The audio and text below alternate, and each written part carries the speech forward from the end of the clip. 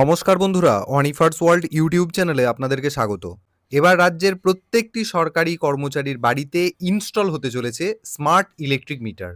অর্ডারটা দেওয়া হয়েছে গত 10ই জুন 2026, দেখতেই পাচ্ছেন।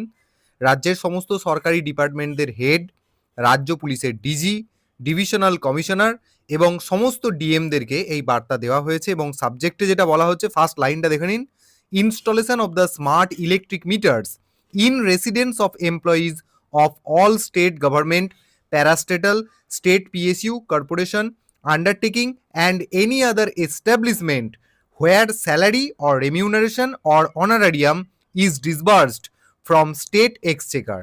অর্থাৎ সমস্ত রাজ্য সরকারি কর্মী, প্যারাস্টেটাল কর্মী, স্টেট পিএসইউ, কর্পোরেশন এবং আন্ডারটেকিং যে কোনো ডিপার্টমেন্ট যেখানেতে মাসিক বেতন অথবা রেমিউনারেশন অথবা অনারারিয়াম দেওয়া হয় স্টেট এক্সচেকার থেকে, তাদেরই বসত বাড়িতে ইনস্টল করা হবে স্মার্ট ইলেকট্রিক মিটার।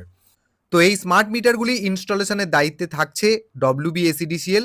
বর্তমান ইলেকট্রিক বিল পেমেন্টের মতো এই মিটারেও পোস্টপেড বিলিংয়ের সুবিধা থাকছে। তবে হ্যাঁ, যদি কোনো কাস্টমার চায় তাহলে ইনস্টলেশন হয়ে যাওয়ার পরে উনি প্রিপেড বিলিংও নিতে পারেন।